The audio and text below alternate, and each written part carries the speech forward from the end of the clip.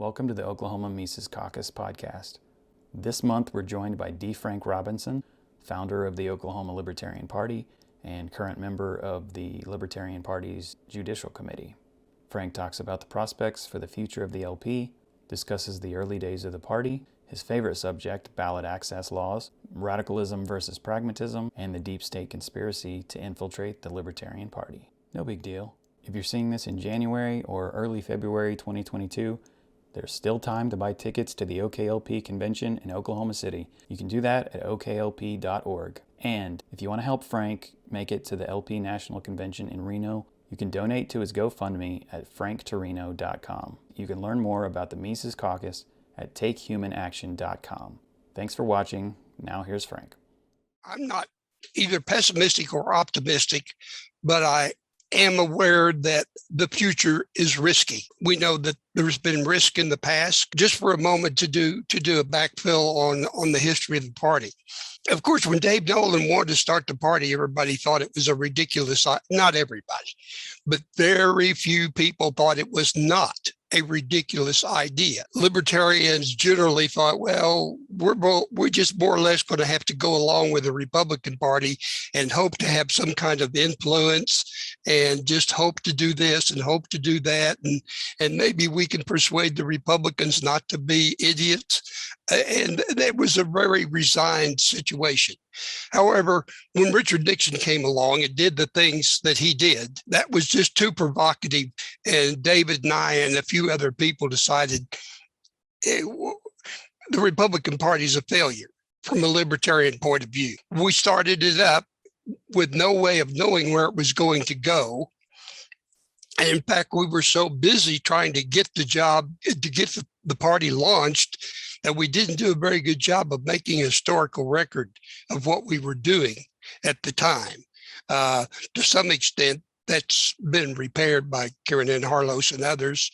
And I've contributed whatever I have resources and materials remaining from those days. But in looking forward beyond where the Libertarian Party started in 71, 72.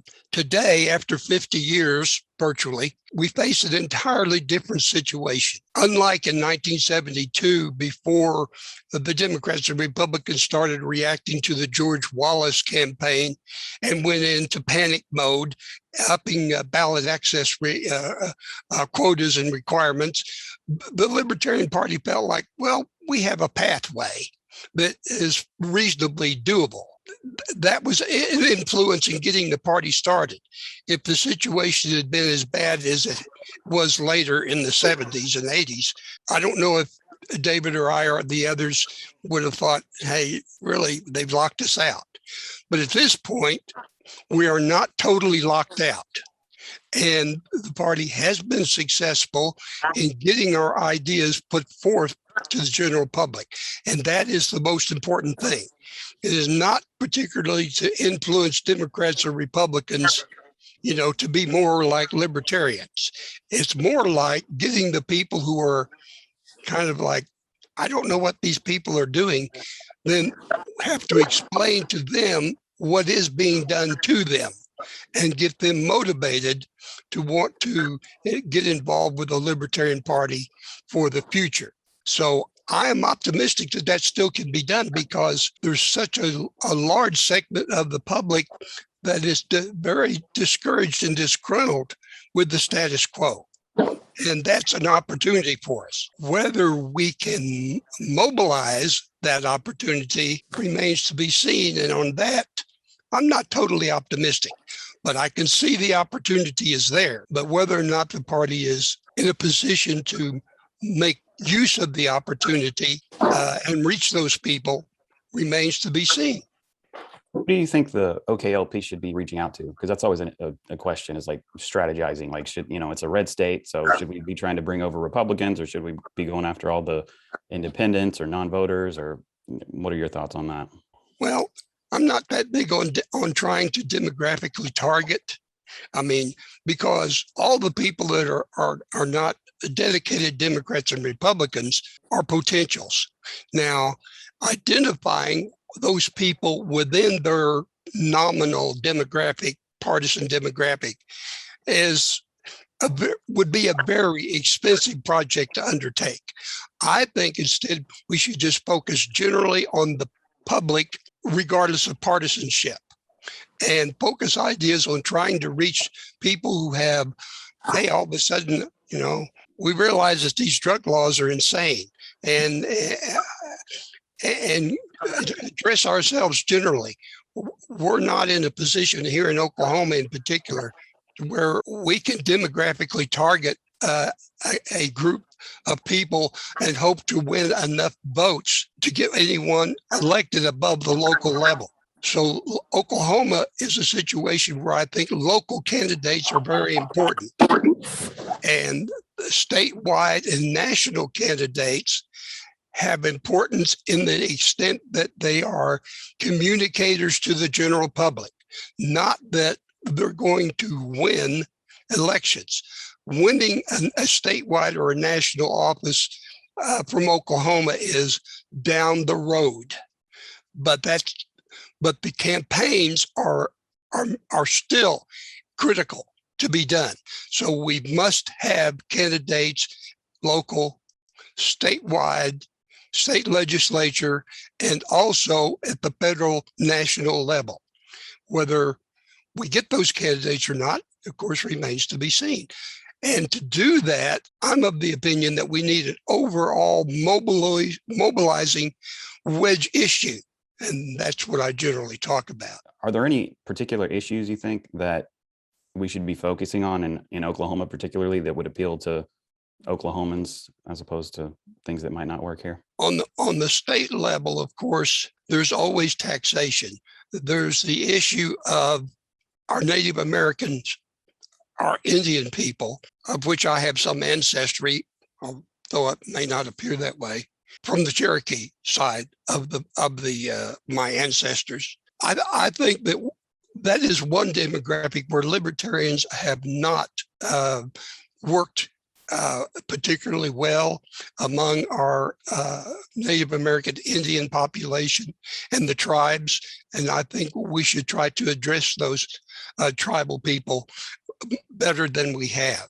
Now, aside from that demographic segment, there's no reason to make any special appeals to them because our principles cover it adequately already.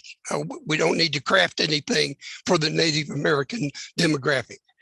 Now, otherwise, of course, taxation is always a problem. It's also always a problem of Republican evangelicals trying to impose a theocratic state in Oklahoma, and that should be resisted vigorously. Sometimes we may have secularists, maybe from over on the liberalist Democratic side, who might be temporary allies on some particular issue. But generally speaking, I think we need to maintain the position that the First Amendment applies to Oklahoma and Oklahoma state government as much as it does anywhere, and keep that focus. On other particular legislative issues, I believe that people with specialized knowledge, if we have them in the party on those particular legislative bills that come up, can come forward and show how the libertarian philosophy looks at those as being pro-liberty, pro-individual rights, and pro-property or not. So it's a question of we can use more brain power to work against the tendencies of both parties to become more totalitarian. I'm curious where you get your news from. Like, do you listen to podcasts, or do you watch TV, or where do you get information? I try to read online what used to be newspapers and so forth, and articles that come up. I have quite a few books, some that I haven't read in years, and some that I only read from. I don't read cover to cover. But over the years, since maybe I was about a junior in high school, I've had an interest in American history and politics. And in the course of those years, since I was about 16, I've acquired some education, and then coming into contact with the libertarian thought, which really began while I was still in high school. And I have his book over here by me. I would say the first libertarian influence on me was by a book by a man named Felix Morley, who is basically a classical limited government liberal.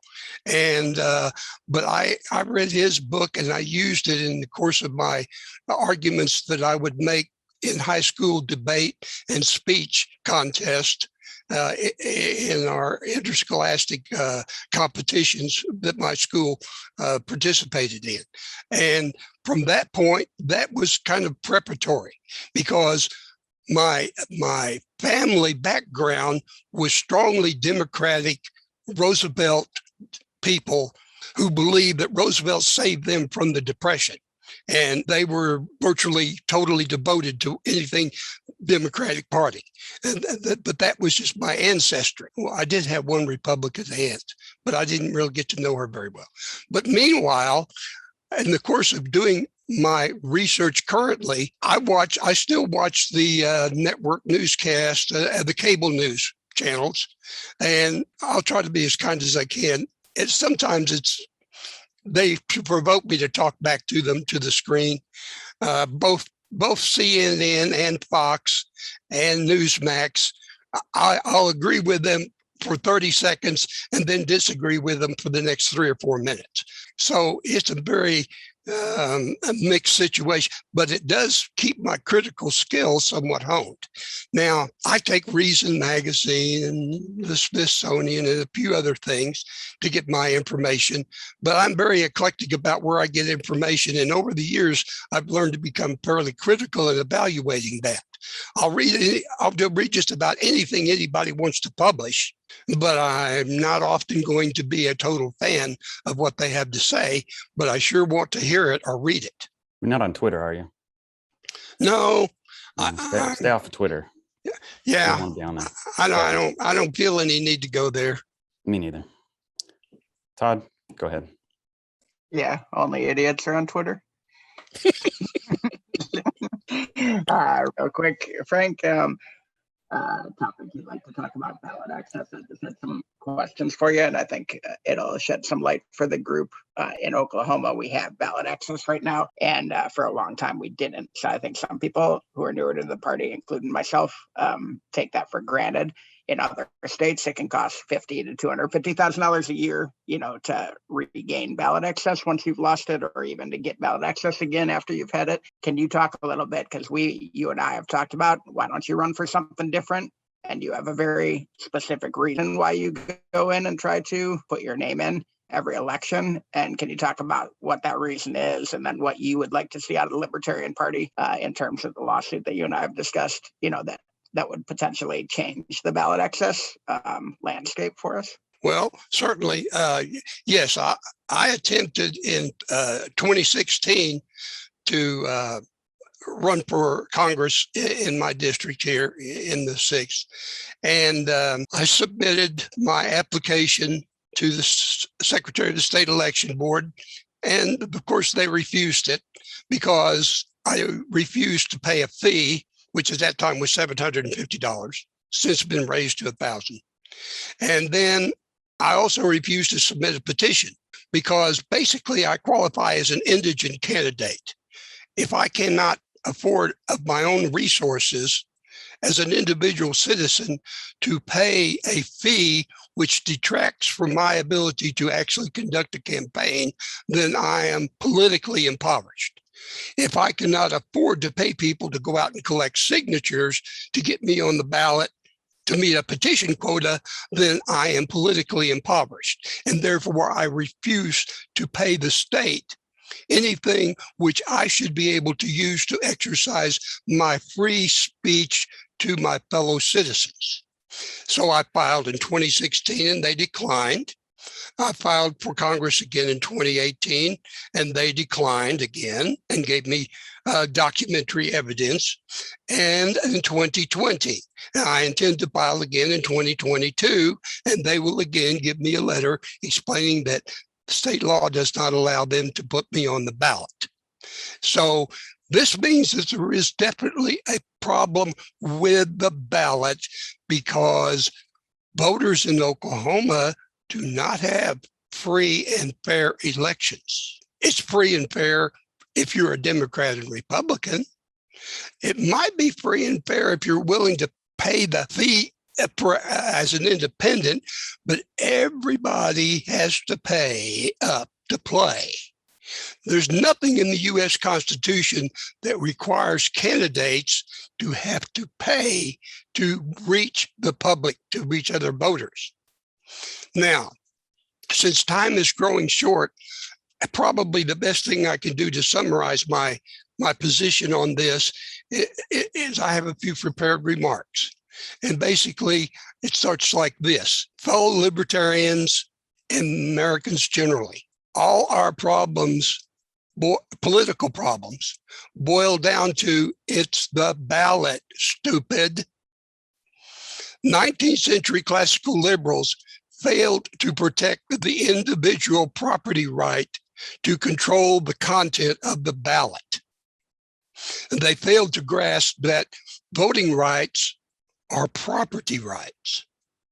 Why do 21st century classical liberals still refuse to make the effort to recover control of the ballot for the voter? They still do not grasp that voting rights are property rights.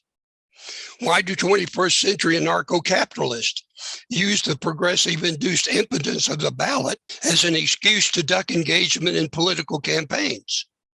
They do not grasp that voting is an exercise in the use of property. The ballot is a property. For the first 100 years in this country, all ballots were private property. They were supplied by the voter making them themselves or by political parties offering them to voters and candidates. Who can explain how the universal voter verifiable write-in ballot is anti-democratic and incompatible with the Libertarian Party statement of principles or its platform plank on elections? I would challenge someone to respond to that, because challenging the cult of the omnipotent state means challenging its confiscation and monopolization of the ballot as the property of the individual.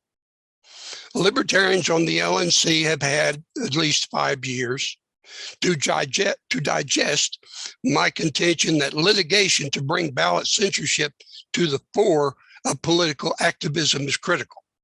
The only excuses I have vaguely been offered are that it would raise issues that would antagonize judges by exposing their naked partisanship for anti-democratic censorship elections, democratically censored elections.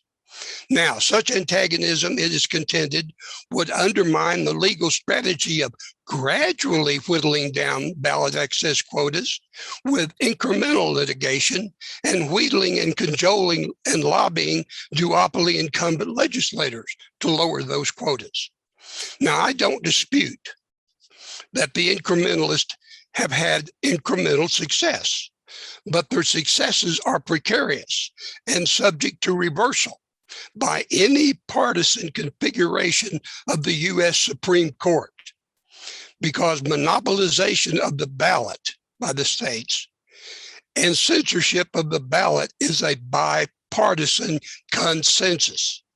The ballot must be decentralized back to the voter before the omnipotent greed for total power can be cut back even to its original constitutional limits.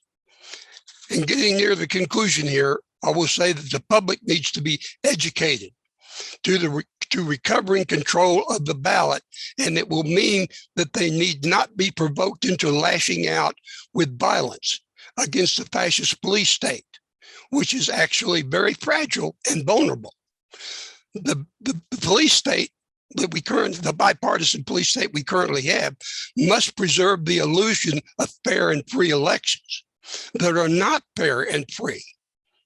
Therefore, the electoral immunity they have means that voters cannot control the government. Only a self-appointed, self-entrenched, elite oligarchy can control the government. In shorthand, the deep state. Voting rights are individual property rights, not privileges granted by the government. People voted before there was a constitution. People were voting before there was a United States. People were voting before there was an American Revolution. Voting rights are human rights, human property rights. And in my opinion, this would strike a chord with the viewer.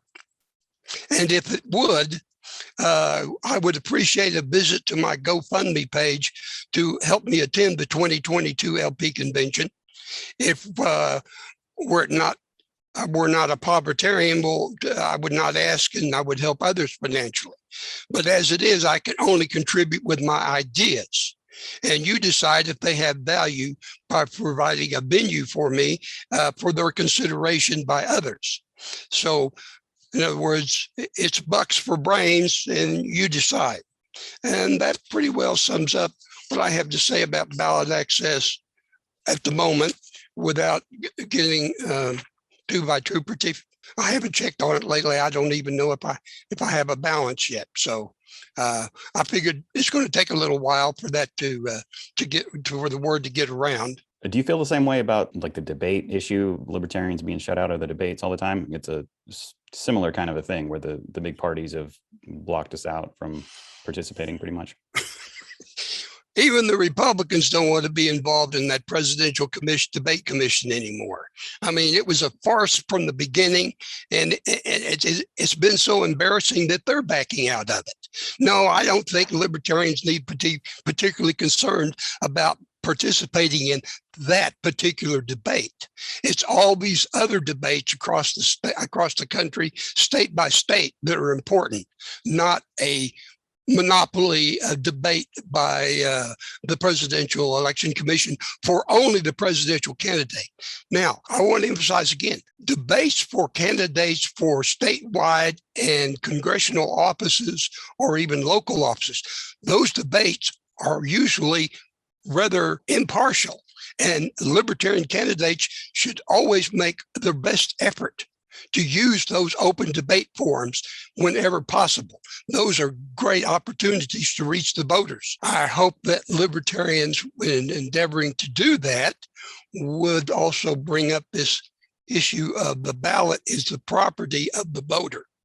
And from that premise, a great deal follows that indicts the present electoral system. And by implication, both parties, because it has been their consensus for over 100 years to censor the ballot, both of them. They can't say, oh, well, we didn't know about that.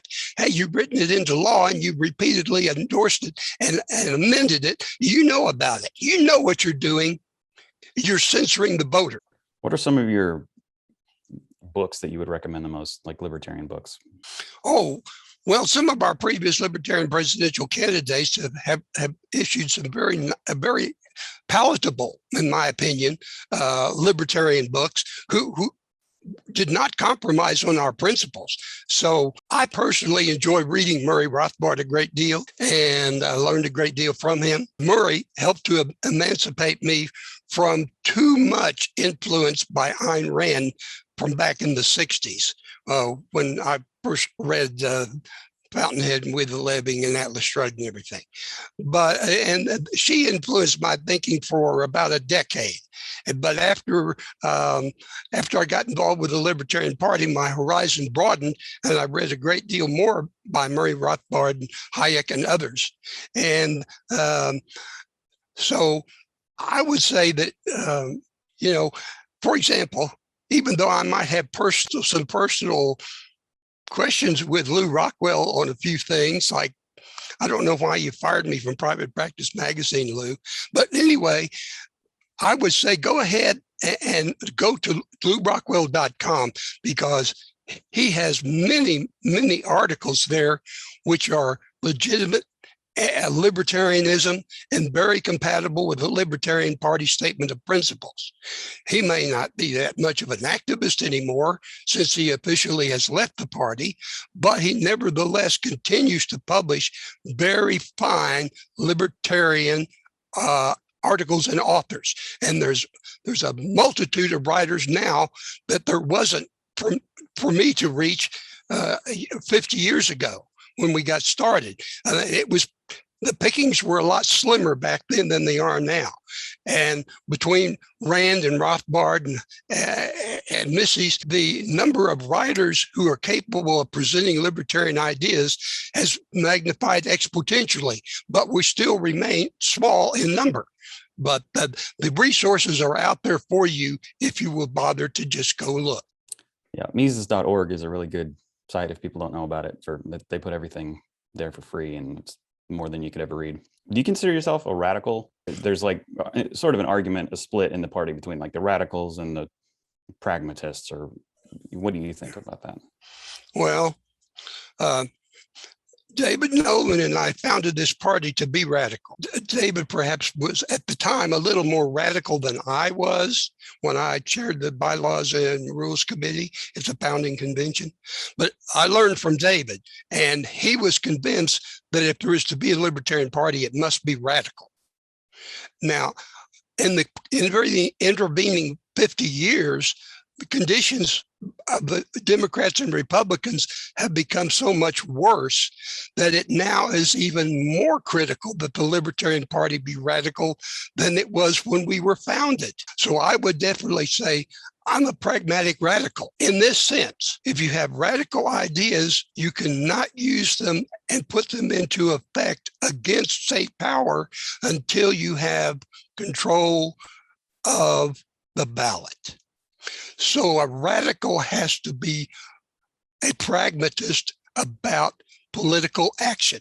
And the pragmatism is, if you don't have control of the ballot, you're just blowing in the wind and going to twist slowly as the totalitarian state closes in on you.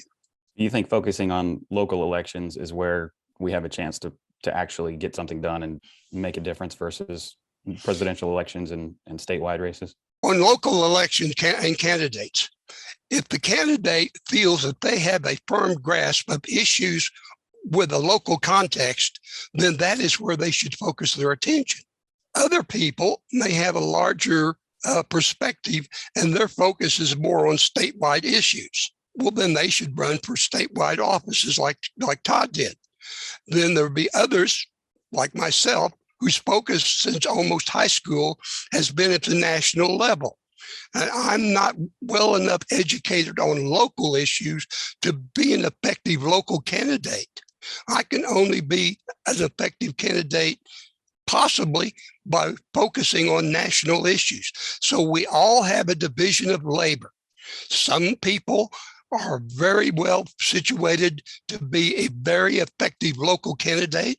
Other people statewide and congressional candidates, and a very, very few people might be effective spokesmen as a presidential candidate. And of course, we're only going to be able to test those people out once every 4 years. So it's a question of having a scope of talent. If your locality has people that are well educated in local issues, yes, they should definitely run locally. And by running locally, they're going to learn more about the next level up, how much state control affects their locality. And if they go to the state, they're going to learn how much federal government controls the state political context. So it can be an escalation, or it can be one who has been prepared previously at one of the three levels, local, state, or federal. That's a big answer for a small question. Thank you. How do you see like building coalition partnerships with organizations that aren't really libertarian in nature, like BLM and the 2A associations and NRA? How do you feel like we can work with organizations like that and get things accomplished for single issues, but still draw a line as kind of protecting ourselves from being associated with them per se? Frankly, I think we must be very careful about coalitions that are going to drain our resources away. Yes, legalization of drugs, things that we've accomplished in the past, like working with Normal and so forth like that have been beneficial, and they were totally consistent with our statement of principles and our platform. However, if you examine a potential coalition ally, and their positions really conflict with a libertarian statement of principles. You should not waste much of your resources reaching out to collude or cooperate with those people. They have the opportunity to collude and cooperate with us on the issues we define, if they're willing, and to reciprocate. That's one thing. But if they're unwilling to reciprocate at all, don't waste time with those people. Okay, thank you. I appreciate that. That helps a lot. Thanks. Do you consider yourself an activist, or did you when you were younger? Did you ever get any wild activist activities? Well, let's see. I got out of the U.S. Air Force in 1966. By that time, I really wanted to become politically involved because my first election was the 1964 presidential election where Goldwater ran. Well, I supported Goldwater because that was the kind of person I was at that time. And then when I got out of the Air Force, then I wanted to become involved in promoting limited government, so-called conservatism in the Goldwater flavor back then. And so I got involved with the Republican Party. And getting involved with the Republican Party brought me in contact with a gentleman named Mickey Edwards, who later became a 8-term congressman from Oklahoma. But I got involved with Mickey because we had a common interest in Ayn Rand. And then that led to me being his assistant at Private Practice Magazine. And then he left that to become a candidate for Congress. And I was an activist because he appointed me his research director in his first congressional campaign in Oklahoma, which we just barely lost. I almost upset and defeated a long Democratic term, John Jarman, as a congressman who'd been in office since the end of World War II. And that was in 1974. And then Mickey ran again in 1976 and was elected. But by that time, I was so committed to the Libertarian Party that I had no role to play in his political career after that. But I was an activist. I was involved in campaigns. I was involved in trying to engage the people with whatever talents I had to offer at that time. But after Dave Nolan woke me up, that's the only way. Dave Nolan woke me up, and I became more and more committed to the Libertarian Party and completely disengaged from the Republicans. Yes, there are still good-natured, libertarian-leaning people in the Republican Party. And they can go ahead and just keep on leaning until they fall over on their faces, because the Republican Party is going to pull the rug up from under them, just like they did to us in 1971 with wage and price controls and removing the last fiction of a gold-based currency. So yeah, they keep doing it over and over, and these libertarian-leaning Republicans just continue to feel like, oh well, we'll pull the rug back just a little bit further next time. No, you won't. So basically, yes, I've been an activist for a long time, but over time, I began to ask myself more questions about, well, why isn't the activism, not just by myself, but why isn't our activism generally been more successful? And it wasn't just a question of, well, we just don't have financing. Well, when the Koch brothers came in and provided a lot of financing, how much did we get from it? Well, not that much, really.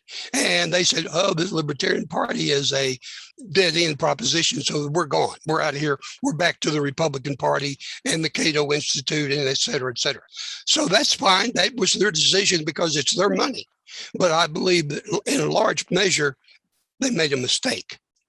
In the meantime, so the Libertarian Party now has to grow based on our numbers of people, not only financially, but in terms of being able to address others.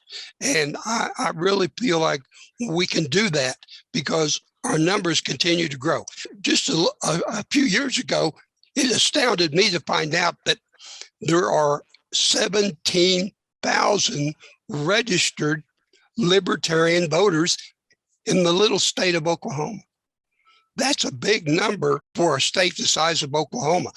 In percentages, it's not a big number of the total voters, but out of the voting age population, there must be at least another 17,000 unregistered libertarians who could register to vote. Now, that's not going to win us a seat in Congress, but you have to begin from where you are. And the fact that we've got even 17,000 Oklahomans who are cognizant enough of the party that they're willing to put their name as an affiliate with our party is a significant achievement, in my opinion. I was looking at your LPedia page, and it said you were ticketed in 1984. You were ticketed for trespassing at the Oklahoma State Fairgrounds while gathering signatures to get the OKLP back on the ballot. Oh yeah, that's something I don't often relate to. Yes, it was true. We were trying to get on the ballot in '84, and I was the chairman of the ballot access effort at that time, and we went out to the state fairgrounds, 2 or 3 of us, because they were having a gun show, I believe it was. And we stood outside the building on public thoroughfare ground, which we regarded as public thoroughfare grounds, and which the Supreme Court has repeatedly said is public. And we solicited people going in and leaving to sign our petitions to get on the ballot. Well, some Republicans, I guess, or Democrats decided, well, that's obstructing our show or something. You people don't belong on the ballot. You know, you're just crazy people. So they called the police, and the police came out and said, no, you're trespassing on state property, and here's your ticket. The upshot of that was we took the case to a federal district court, and Judge Lee Wist said, no, these libertarian, first of all, we sued the State Fair Board. We sued the state of Oklahoma City, and we sued the city of Oklahoma City. And the federal judge says, you're right. And when the state fair is not actually in session in September, the rest of the year, it's a public sidewalk area. Anybody can go out there and talk to anybody else on the property because it's public property. It's not the property of the State Fair Board. Only during the fair is it the property of the State Fair Board. So the ruling was entirely favorable to us, and we won it, and we got a small financial settlement out of it from the city of Oklahoma City over our lawsuit. That more or less established that, you know, don't molest the libertarians when they're just standing on the street corner asking for ballot signatures. Of course, at the time, I was of the opinion that, well, we shouldn't have to be doing this, but let's go ahead and do it. And at least make the effort and show the public that we're making the effort to comply with the law and be law-abiding political activists. But after that, I became more and more critical of the necessity for even wanting to stand out there.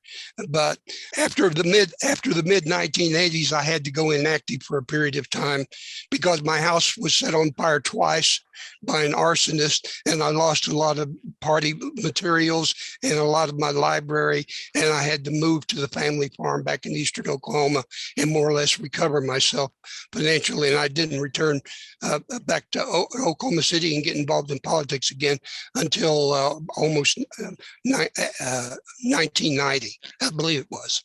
So yes, we sued, we won, and we moved on.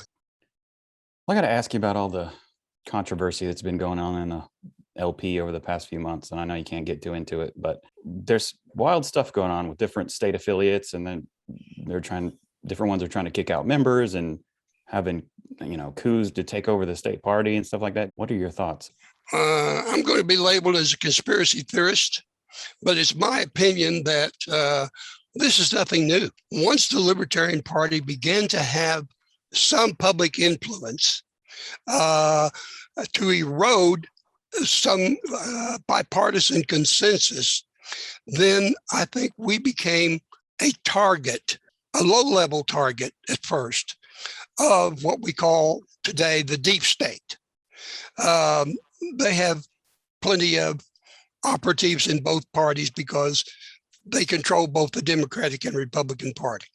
So I believe that there is a deep state effort to go ahead and try to neutralize the Libertarian Party for the 2024 election, not necessarily 2022, but the idea is to make sure that the Libertarians cannot possibly influence the prearranged outcome of the 2024 presidential and congressional elections. So, yes, I do think there are efforts underway. I think that certain groups could be used by the deep state to further this agenda of neutralizing the Libertarian Party, simply by creating enough controversy that some libertarians are saying, hey, I don't want to be involved in this food fight. If that's the case, then they win.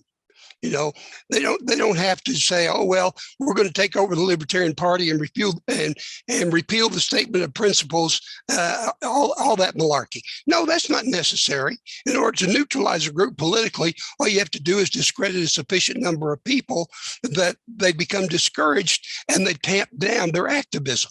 So the whole point of what I believe is a deep state conspiracy to neutralize the Libertarian Party has to do with simply creating enough disruption to discourage enough people to drop aside, to drop out. And that's all.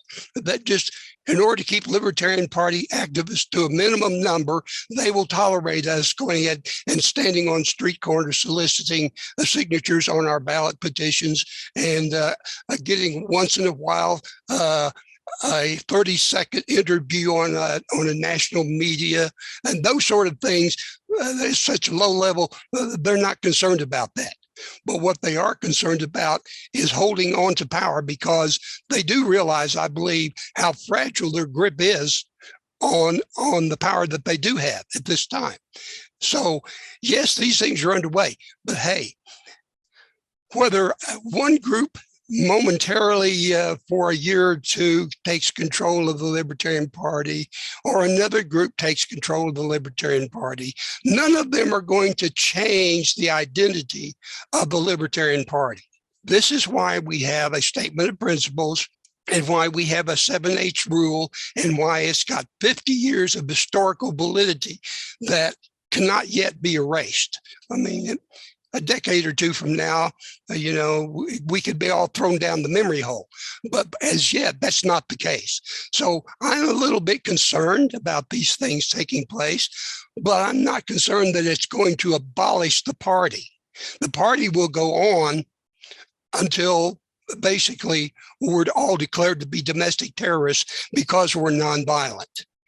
Because we're nonviolent, we must be terrorists, right? That's their reasoning right now.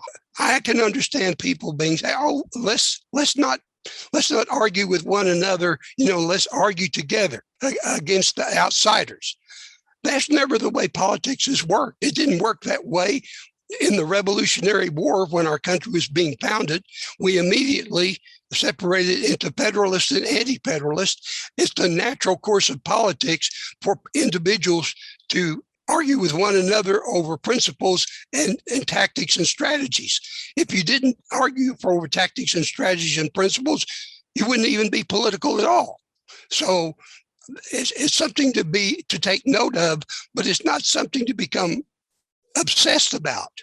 And my obsession is, don't be obsessed about it. The infighting's always never going to go away, is what you're saying? Well, of course, even aside from anyone outside deep state agitators coming in and infiltrating the party to create controversy, it's healthy among ourselves. Even though we agree on 99% of something, then it's still healthy for us to examine the other 1% and see if we can reach agreement on that. And the only way to do that is to have conversation. All politics is about talk. It's only when it becomes a question of exercising power and coercion that it becomes government business. Now, the Libertarian Party does not have any role in government whatsoever, really.